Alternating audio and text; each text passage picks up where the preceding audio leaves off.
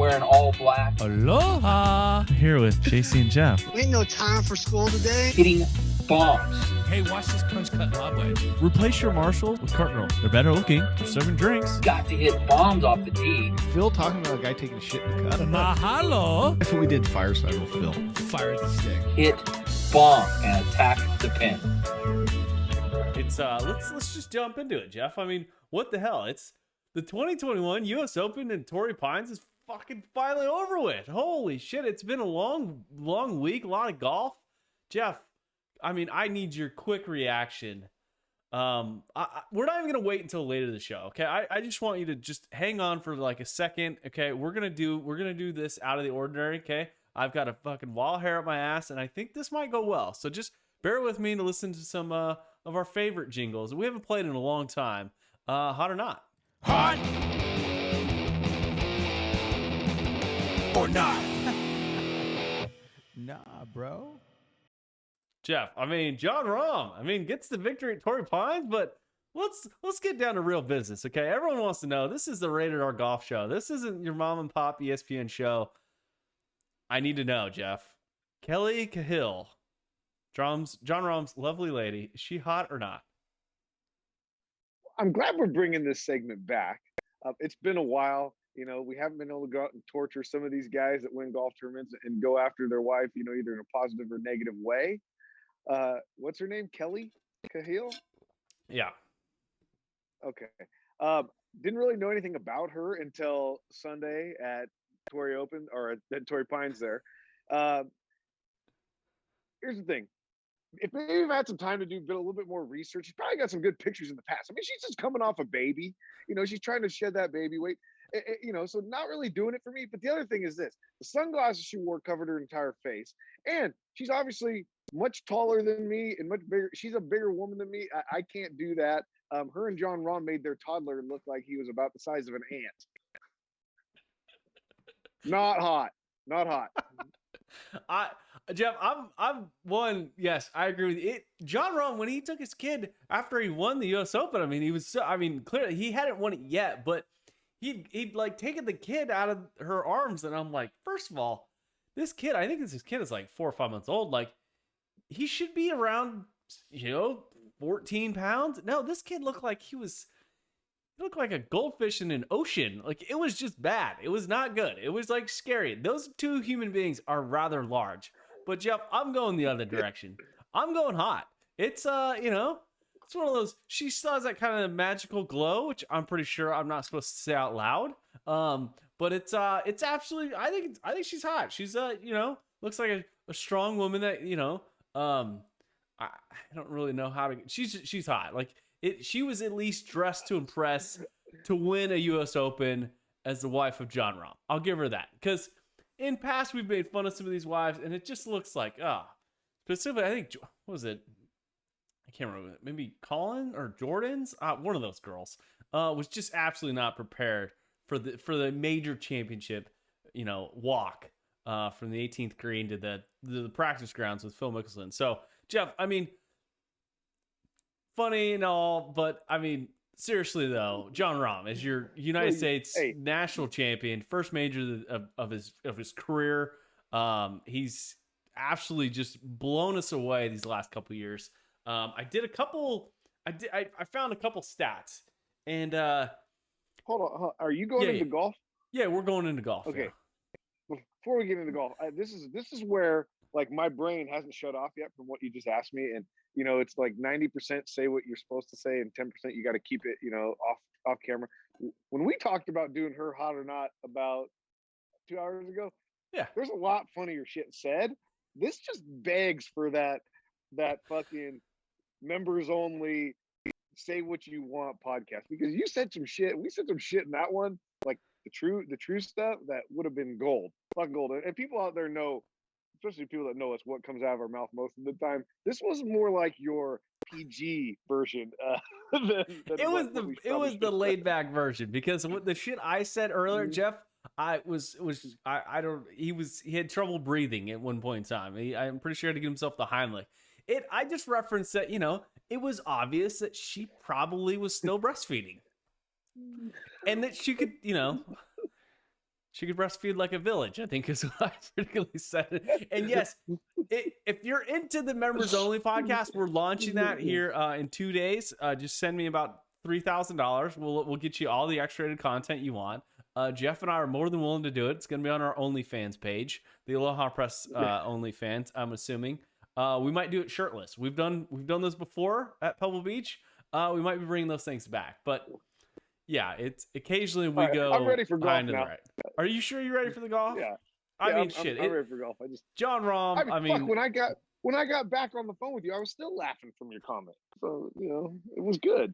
It was, it's never like really good the second time you deliver it, but it is what it is. But I mean, Jon Rahm, shit, this was his. I didn't realize this was his 108th start as a professional, including his college like professional starts where he got some exemptions.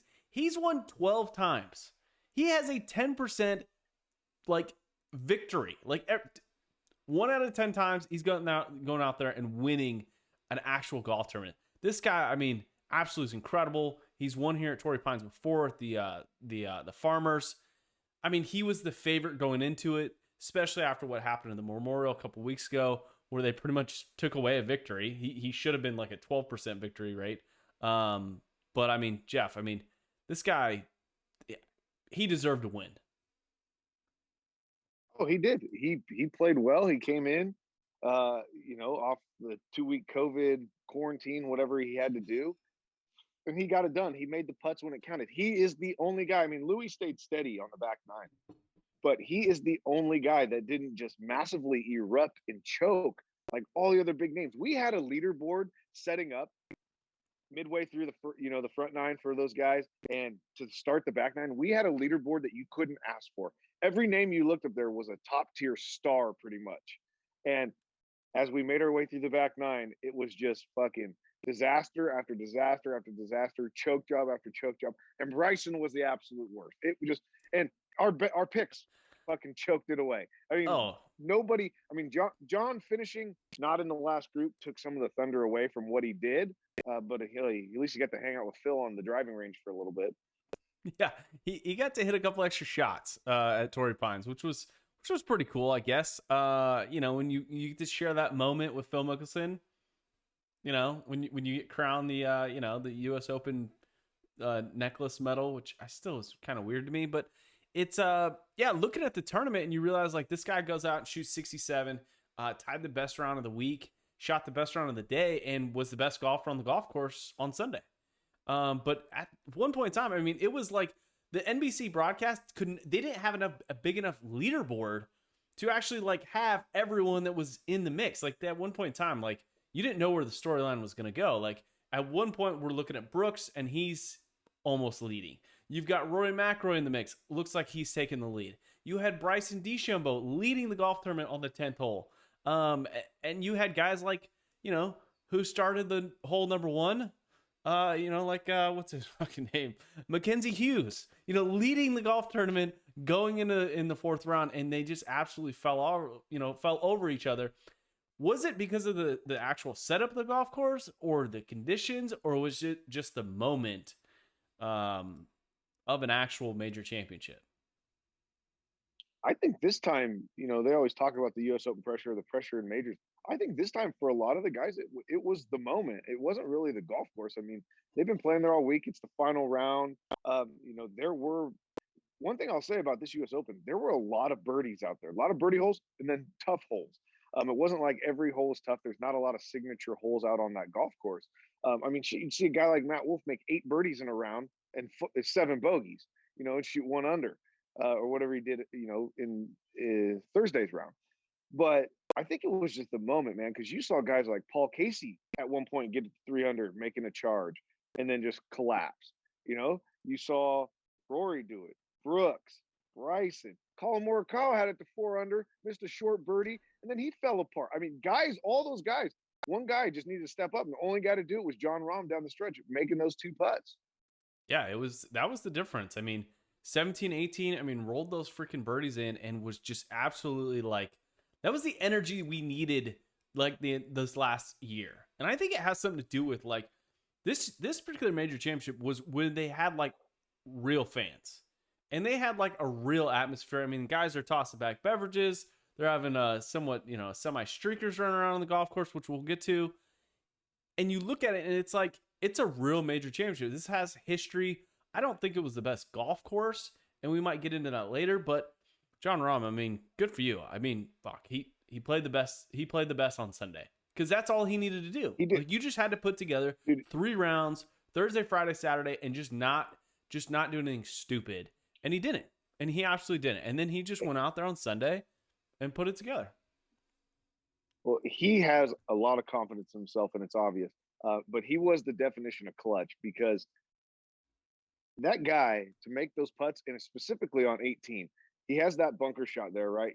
Everything's saying you got to get this close, try to get it, within 3 feet, 4 feet, give yourself some. He says, fuck that. I'm going to play it safe. I'm not going to have a chance of this going into the pond. He goes out to the right, knowing he's going to leave himself, 15, 20 feet with a bunch of break.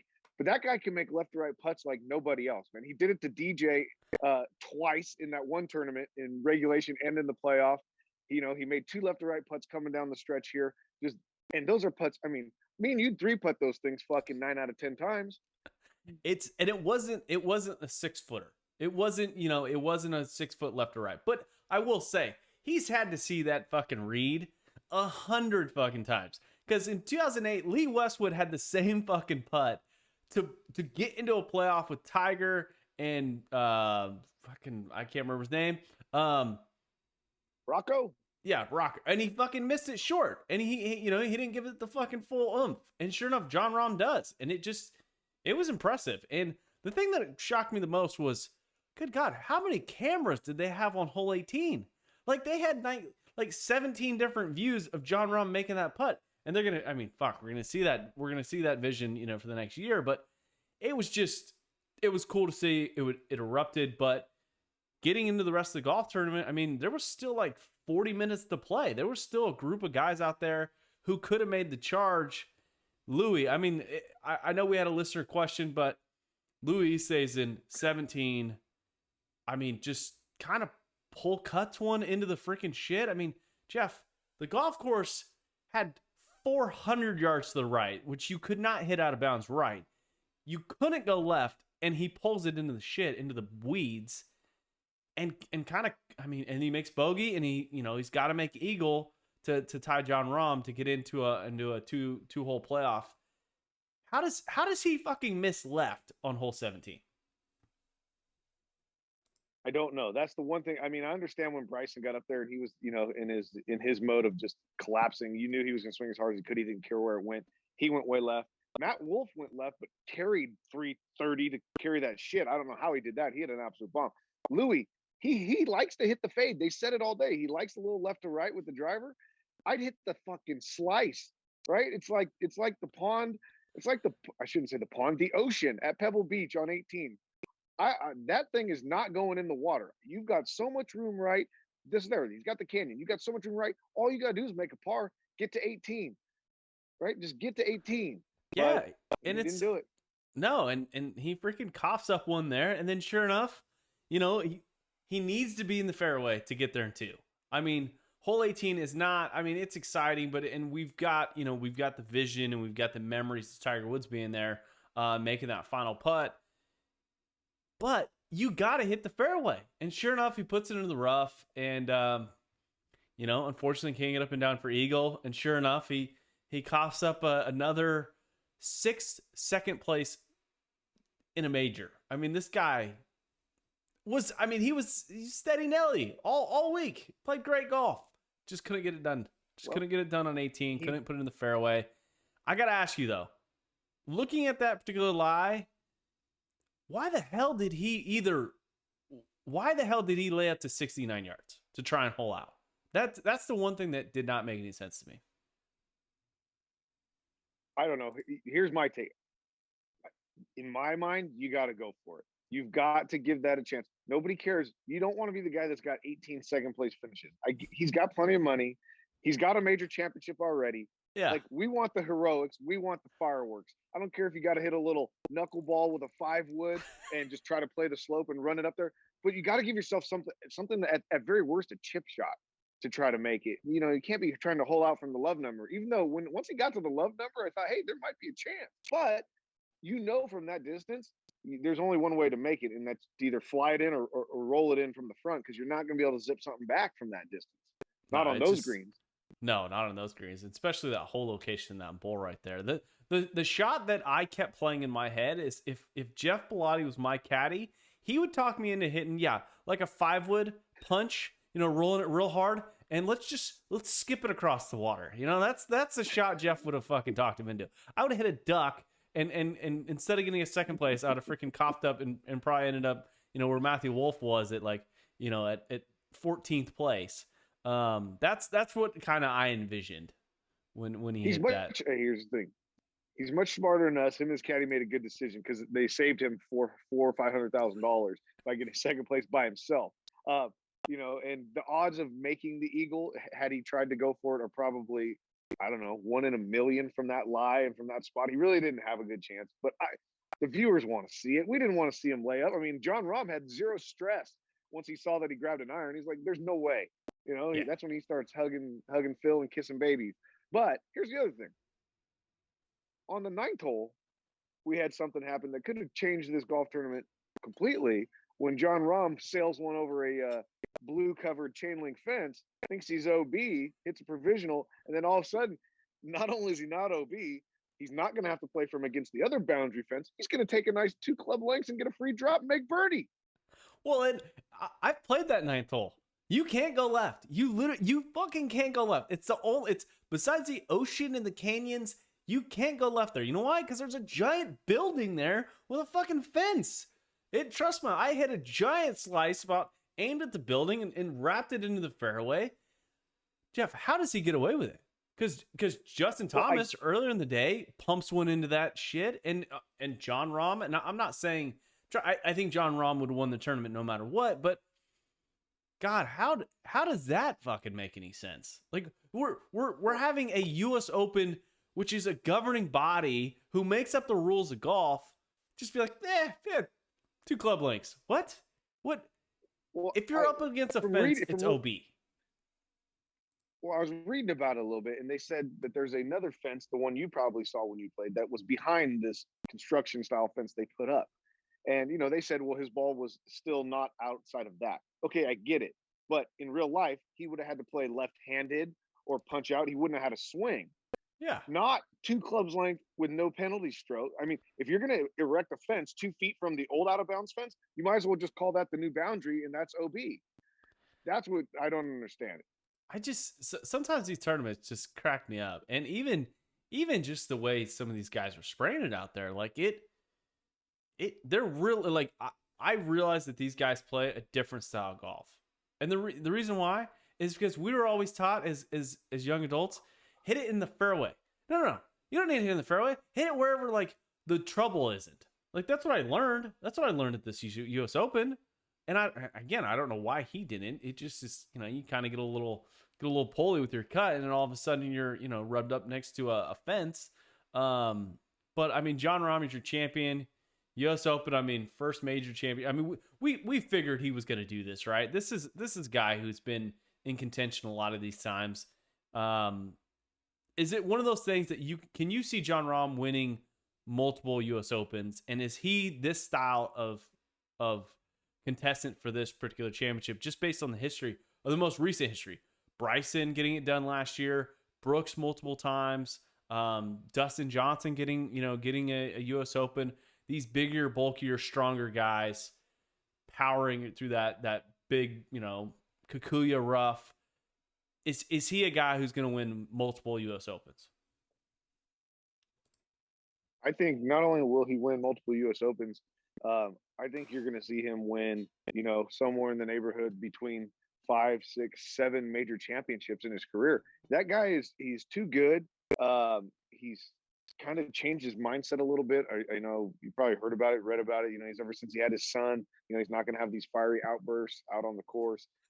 He competes week in and week out. That's the thing. That's the difference between him and like a guy like Brooks. Brooks is going to play this week, right? Coming up here at the Travelers. Yeah. I don't know what to think about Brooks, because Brooks steps up in the fucking majors. He brings it every time in the major championships. But you never know what you're going to get week to week. Jon Rahm wants to win every tournament he goes in, and he legitimately tries to win every tournament he goes in. So I think you're going to continue to see him win. I mean, technically, he's won back-to-back weeks right now. Yeah. He's fucking on fire. I think it has something to do, and this is something that he kind of alluded to in his like later press conference in regards to his equipment. I mean, again, he's playing a different style putter this week that we haven't seen him play.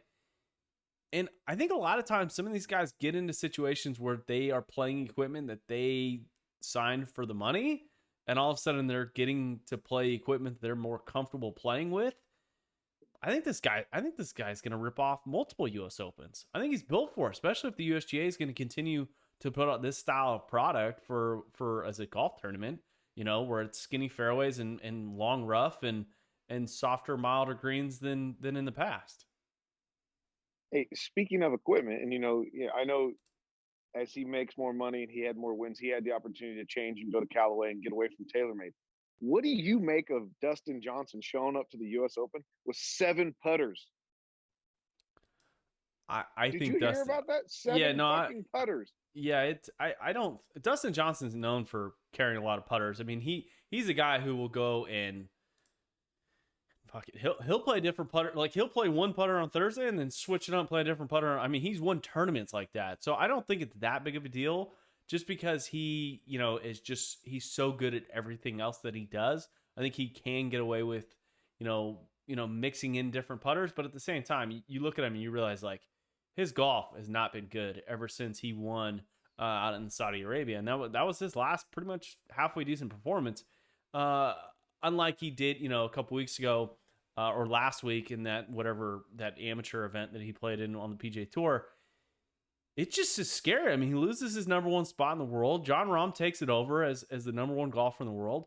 I think Dustin Johnson's one of those players that I think he just plays better in the fall.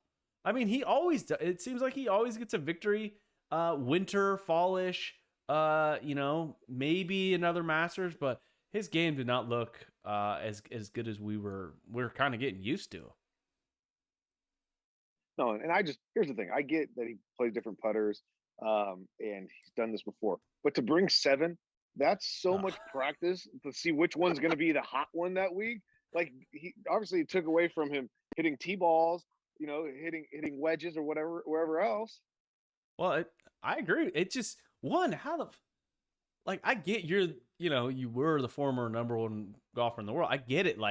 But God, if I was his brother, I would lose I would break about half of those things. I mean, listen, Dustin, okay, I brought the trusty TaylorMade Spider you've had in the bag for the last 15 years. Okay, we're playing that one. Okay, no more of this you're not playing all these other putters. Like you don't get a choice anymore. Okay, I'm choosing for you. I read half your putts. It's just the way it goes.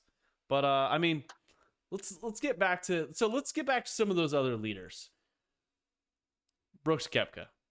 I mean, crazy, right? I mean, he had an opportunity to win this golf tournament an hour and a half, like 2 hours before the rest of the field. And I realized like you cannot discount Brooks until the 18th hole. But did you see, I mean, you picked him to win. Again, he gets another top 5. He had me excited. I thought I was going to see some fireworks there at the end from Brooks, a 3-putt.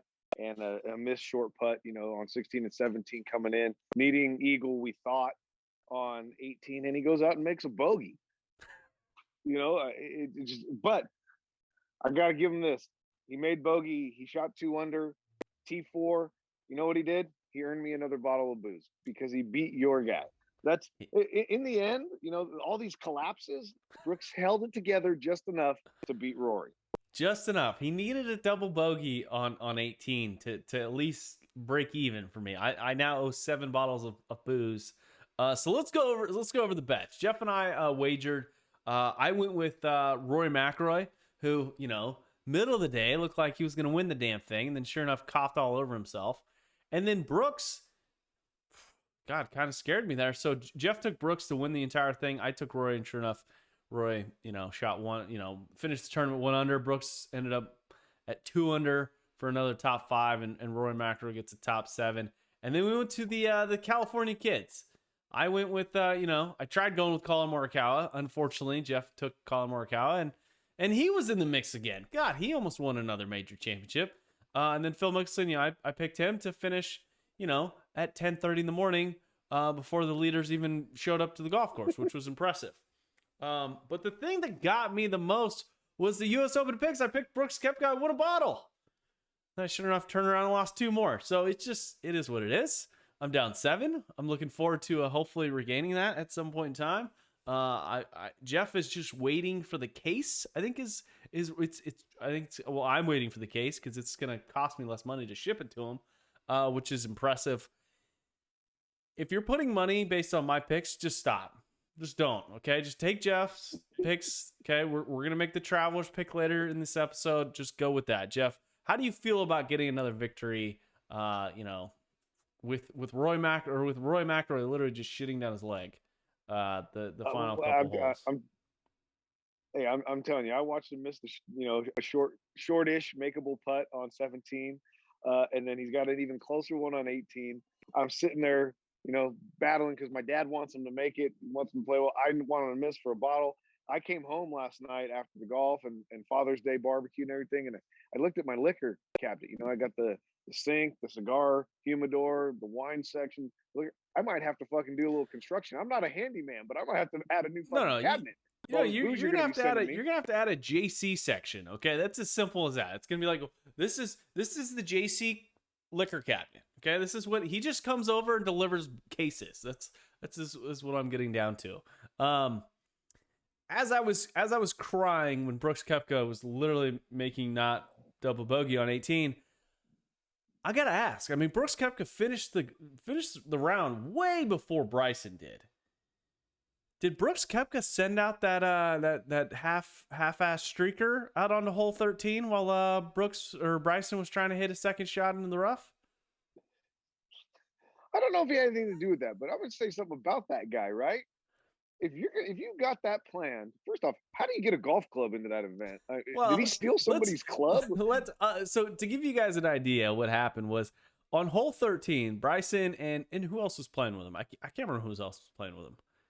I think Rory was in front of him or something. Anyways, Bryson on the hole 13 hits his drive wayward right, and it was because he slipped. Apparently, he went to the soft spikes out in San Diego. Apparently, the municipal golf course did not appreciate the concrete nails that he was carrying on his Puma shoes.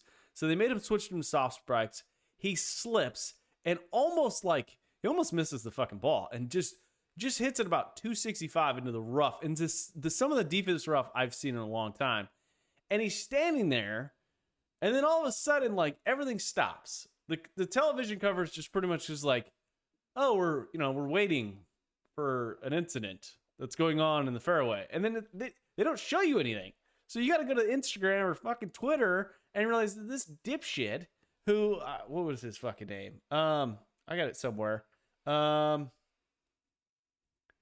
Connor Murphy, which, by the way, he has like 1.5 million followers on YouTube, which I don't get. He's also the guy who tried to qualify for the U.S. Open on a Corn Ferry Tour Monday qualifier, carrying a basket full of clubs, wearing a rainbow leotard or something. I can't remember what it was, but same guy runs out into the middle of fairway on 13. And Jeff, I mean, how the fuck did he get a golf club? So he runs out with a golf club, throws down 2 golf balls, and hits 2 golf shots, not even toward the hole.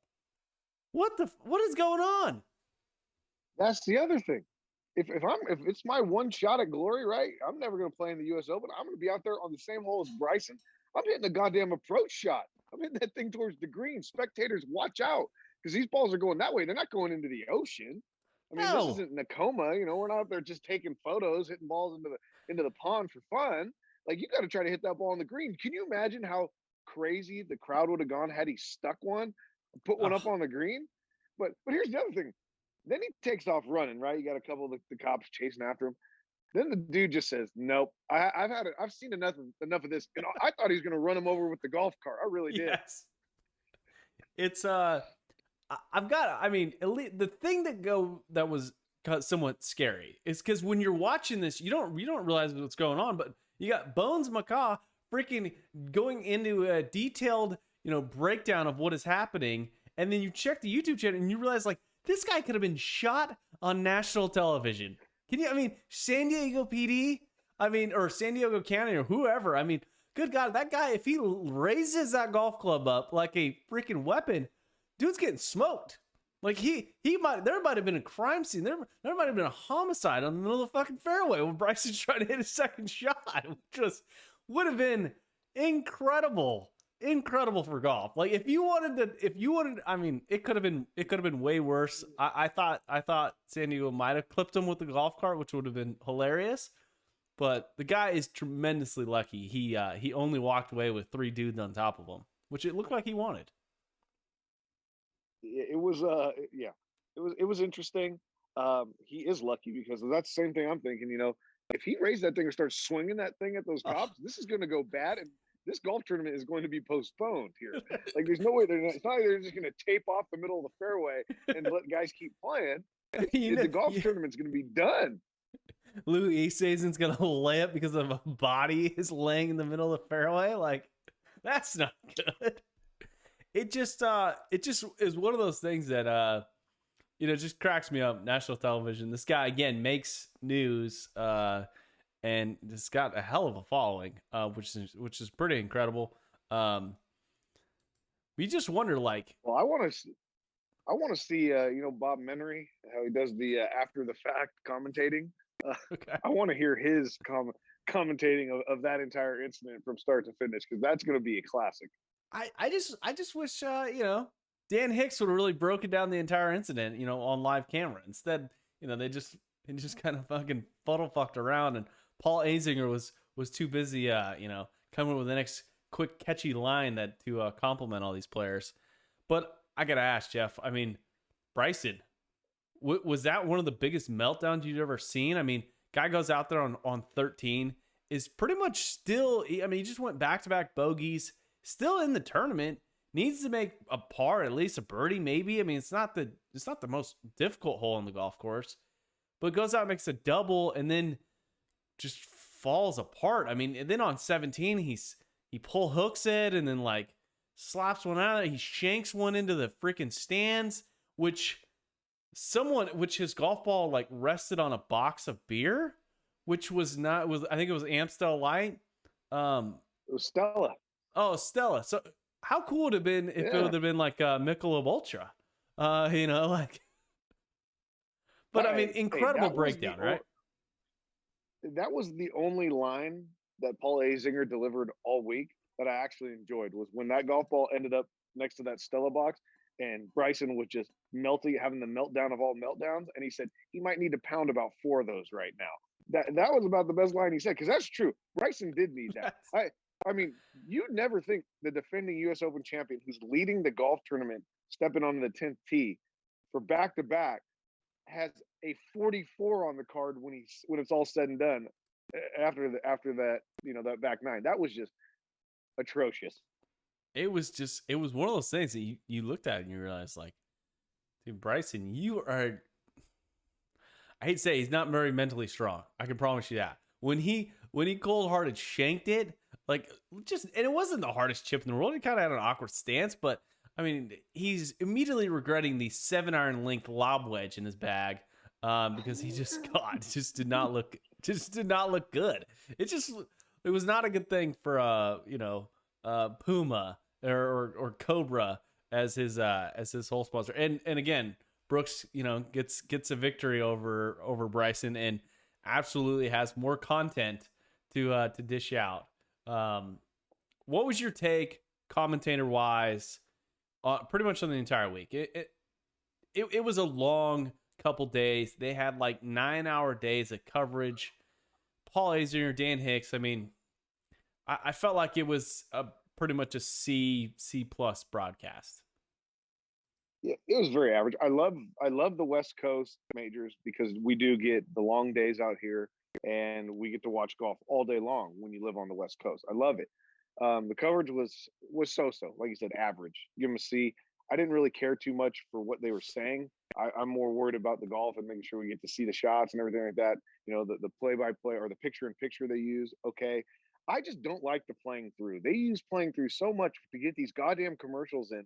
And I hate watching it like that. The leaderboard, they show like two guys. Half the time they don't show you who's hitting, what he's shooting for, what hole he's on. Like, I'd rather just play the goddamn commercials and then get back to the golf and play the shots, replay them.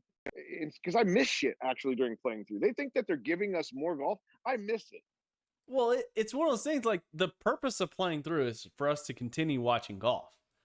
And what fucks me up is I normally record it about like for 10 minutes and then like I spend, the next 4 hours skipping through all the commercials. Well, when you're doing playing through, like, I got to sit there and watch the stupid commercials and it pisses me off. Like, just give me the commercial, because now I'm sitting there listening to the stupid bullshit commercial and I have to watch it on this little screen of what's going on. And I'm trying to comprehend like what shot it's going to, what this one means. Because hell, I mean, you get a couple of these shots where you got Mr. Hughes freaking spraying it off the cart path and sinking into a tree. And you kind of wonder what's going on. Hey, that was the worst break of the tournament because he still, I mean, not saying that he was playing well enough to win the golf tournament at that point, but he still was looking at a top 10, a pretty good finish, get him into some other championships, make him some more money. And I mean, that was a horrible pull, obviously the pull hook of all pull hooks on that par 3. But to have it go through the tree, hit the cart path and go back up into the tree and stay there, oh my God, that was just bad. The worst luck ever. I was pretty brutal. My take on the television coverage, I thought it was C plus. But the thing that drove me crazy was just a couple of those extra shots that they mixed in. And I don't know if you guys caught it, but they zoomed in because it's Father's Day, just a wonderful day celebrating the 12th, most celebrated holiday, Father's Day. You got Drew Brees and his beautiful children, and they zoom into him, and he's like scolding his girl. Like, what are you doing? This guy's gonna be an announcer next year for the NFL. Like, what you're just setting him up for failure. Like, if you tune in and you realize, like, hey, he might be teaching his little girl a lesson in life. God, don't just stay on it. Like, it was just awkward. It was weird. It was like, this is not what show me golf. I don't want to see Drew Brees and, him giving the riot act to his 8-year-old. To sum up the coverage, though, I mean, I don't know if you watched the trophy presentation ceremony on the green after it was all said and done. That was a absolute shit show. They're waiting for this 2-jet flyover. They don't know if it's coming. They stop. They're trying to do it live. One guy doesn't know if his microphone's working. That summed up the coverage right there. They couldn't even get the goddamn championship trophy ceremony down. No, it was so like I had to go back to watch it because I turned this shit off. When the CEO of the USGA, this is his final tournament, Mike Davis? I can't remember what his name is. Just an absolute joke. He's banging. Can you hear me? It's like, no, I'm not in the TV fucking camera guy booth thing. I'm standing next to you. Of course I can hear you. Like, it just cracks me up. Like, just a lack of like preparation. Fuck, the home game and the Aloha Press Classic had more fucking organization than they did. San Diego like has numerous plane flights and it just was absolutely horrible. And they're just standing there like a bunch of jamokes. It was pretty sad. And I felt bad for Jon Rahm, and I really felt bad for Louis Oosthuizen standing there, probably fuming from his second. He's gonna receive his second place trophy, and we're standing on the green waiting for these airplanes to fly by. Well, here's the thing: we've been a part of sports. We've watched sports our entire lives. Flyovers are for beginning a golf tournament. They're for the beginning of the game. They're usually during the national anthem. That's when you do a flyover. You don't bring 2 jets off the base to fly over a golf tournament after it's all said and done. And they're midway through the speeches. So whoever said that was going to be a good idea, that was very poor timing. When they had their little meeting in their round table, they needed to do that at the beginning of the golf tournament, not at the end. Well, and I heard they had 43 meetings to get this thing done, and they still couldn't get it done, which just shows you. I mean, God, USGA just cracks me up. But I mean, Jeff, wrapping up the U.S. Open. I mean, overall, Do you think Torrey Pines should get another major championship? As much as I love golf on the West Coast, major championships on the West Coast, I don't. And when we sat down and did our podcast with Ben Malik, and he talked about how he didn't really like the golf design there, the course design. You've played it, so you've got some love for that course.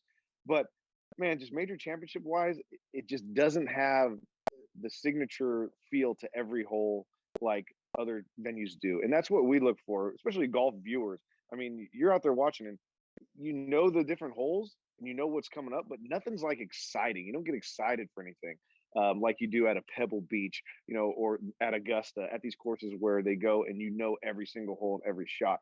I just don't think it's that exciting of a venue. They got lucky they had Tiger Woods in it in '08. They had Jon Rahm finish well this week, but there was really no drama, coming down the stretch, because the guys all choked this week. It was looking at a major championship venue, and we've played a couple of these things, and yeah, I've played there. At least for me, it was remarkable because of the history of the golf course, and it was in really good condition. It's on the Pacific Ocean. It's one of my favorite walks in golf. But yeah, you're right. I mean, hole 18 is absolutely not like you have this random pond out on the entire golf course. There's no water except the Pacific Ocean, and you have this one pond that literally makes no sense. It makes absolutely no sense. It makes it incredibly challenging for the amateurs. So I agree with you. I don't think, unless they do some major renovation, I don't think they're going to get another. I don't think they're going to get another shot, to be honest with you. And I love golf on the West Coast. I love golf at Torrey Pines. I just think after talking to Ben, you're right. I mean, the design itself, there's just not a lot of good memories. And even like hole number 3, long par 3, kind of on the ocean, kind of, but it just isn't. It's too far away. It just doesn't have that draw. I will say, I think the USGA screwed up some of the actual holes where they gave guys ginormous opportunities to miss and not be penalized. For example, like I think it was hole 14. Hole 14, Brooks Koepka flies over the green, and it looks like just canyon. Because when the amateurs play it, it is. It's green, and then it's this really short fucking rough, and if you go over the green, your ball disappears into about a 100-foot canyon. It didn't happen this week. Because even on hole 3, guys were hitting it over the green, and you're stuck in this giant, thick, nasty rough that truly did not penalize them. If you hit one over the green, you didn't get penalized. And I think that was, to be honest with you, really disappointing. Again, it wasn't as memorable, and I don't think it was, even no matter if the leaderboard was good or not, I don't think it was that great of a tournament. And the setup, I think they could have done more with like a short par 4. Give these guys, the opportunity to drive greens like they did at the PGA Championship when Colin Morikawa won. Something like that to make it exciting. Give them the opportunity to stick the ball in close on a couple of these holes, or put it in a bowl where everything feeds back to it. I mean, some of those par 3s, I mean, the guys were lucky. They couldn't even go anywhere near the flags. They were lucky to 2-putt. It takes away some of the excitement coming down the stretch. All right, I agree with you. And I think unless the city of San Diego pays $15 million, $30, $40 million to like actually redo this golf course, I just don't think that a U.S. Open. I think there's better spots for U.S. Opens, and that's sad. And it's sad because it is a municipal golf course, and it's one of those golf courses that could be absolutely remarkable. It could be really historic. I think Pebble Beach is 100 times better. Pebble Beach, for whatever reason, I've played both courses. I have way more memories at Pebble Beach than I do at Torrey Pines. And it's kind of sad. And in listening to the telecast today that I was watching with Mike Davis and this other commissioner, I forget what his name was, but they kind of asked him that question. Our boy Damon Hack brought it up, and he's like, "Will we see another U.S. Open here at Torrey Pines?" And they beat around the bush a little bit and didn't really give an answer there. But I think even they were leaning in their tone of voice towards, yeah, you're probably not going to see another one here unless something like you said happens, which is some major renovations, some major changes to give that course a little bit more character, hole in and hole out. So wrapping up, I mean, this is the 2021 U.S. Open. I mean, Jon Rahm gets it done. Absolutely remarkable. And like Jeff and I said, I think it's It's probably the first of many. But let's wrap with that. Before we cut off though, I need a little hope and desperation. I mean, after a big major championship week, we got a very exciting event, the Travelers Championship. TPC River Highlands, also the easiest par 70 in 2019 and 2020. Jeff, surprisingly, there's like actually quite a few big names in this tournament. Guys from like Kevin Streelman, who was ranked in the power rankings at number 3, which is scary. Dustin Johnson, Dustin 7-putter Johnson. You got big beefy Shanky Shambo, Bubba Watson, Paul Casey, Patrick Reed, Brian Harmon, Keegan Bradley, who's won this tournament before. You got a bunch of big names out there. Who do you got this week, Jeff? Shit, even Brooks is playing this week too. Yeah. I mean, you've got all the big guys, especially a lot of the guys that were up at the top of the leaderboard last week in San Diego. It's a birdie fest. Jim Furyk shot, I think, the only 58 ever on the PGA Tour at this venue. A lot of these guys that are playing have won there. It's going to be a complete opposite from what we watched last week, where pars were good. I'm not going to take one of the bigger names. I'm going to take a guy who I like in major championships. Probably not the best for a go low type course, but I'm going to go with Paul Casey. He fell apart a little bit there on Sunday. I'm hoping that he's got a little fire, come back, get a W, at least enough under par to beat whoever you pick. That's the whole goal. It's just beat JC. Just beat him to a point where, shipping cases of booze. I get it. But I'm going to go with someone who I'm going to go with a trusty old school name who's playing sneaky kind of good golf. I think I'm going to go with the past champion. I'm going with Keegan Bradley. Probably not the smartest pick as many as I'm down. He's sitting at 65-1. Hometown guy. Apparently plays here all the time. I'm going with the boy Keegan Bradley, who I think he played well maybe a couple years ago. I don't really know, but yeah. So I got Keegan Bradley, and Jeff's taking good old Paul Casey. Got a couple oldies but goodies, so look out for that. Yeah, you're right. Brooks Koepka, shit, he's playing in this thing. He's 15-1, not ranked real high in the power rankings. I can't imagine he's gonna make it to the weekend. Is there any chance Brooks Koepka actually stays focused enough to play on the weekend? Like, there's no chance, right? I don't think so. I think all Brooks is worried about right now is the Open Championship. That's probably about it. He's already looking forward to the next major championship. He'll probably go out and screw around, maybe tweak some things, whatever he felt was bad last week that he needs to work on. If he makes the cut, he makes the cut. He doesn't really care. So that's why I didn't pick him. I don't have the faith in these regular tournaments for him. I have this weird feeling he took his private jet. Like the fuel ran out at fucking TPC River Highlands, the Travelers, and he's like, fucking, like, we're going across the pond anyways. Might as well stop for a couple days. Jenna can, let the dogs out to pee. I'll play a couple days of golf, and we'll just, head on over across the pond. I don't think he has any intention in actually playing the weekend. I think the jet needs to cool off and refuel to get back in the air. Exactly. So, hope you guys enjoyed the recap of the U.S. Open. It was a fun week. I enjoyed most of it. I was rather hungover on Saturday and Sunday, which was fun. So it's one of those things that we look forward to. It was a good Father's Day. Jeff, let's wrap it at that. We'll talk to you next week.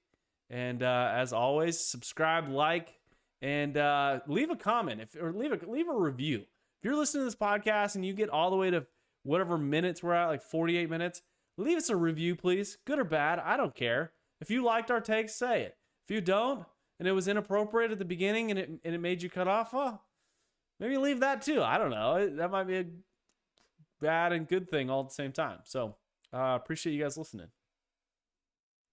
Cheers, brother. Wearing all All black. right, Aloha! Here with JC and Jeff. We ain't no time for school today. Hitting bombs. Hey, watch this punch cut my way. Replace your Marshalls with Cart Girls. They're better looking. They're serving drinks. Got to hit bombs off the tee. Phil talking about a guy taking shit in the cut. Mahalo! That's what we did fireside with Phil. Fire the stick. Hit bomb and attack the pin.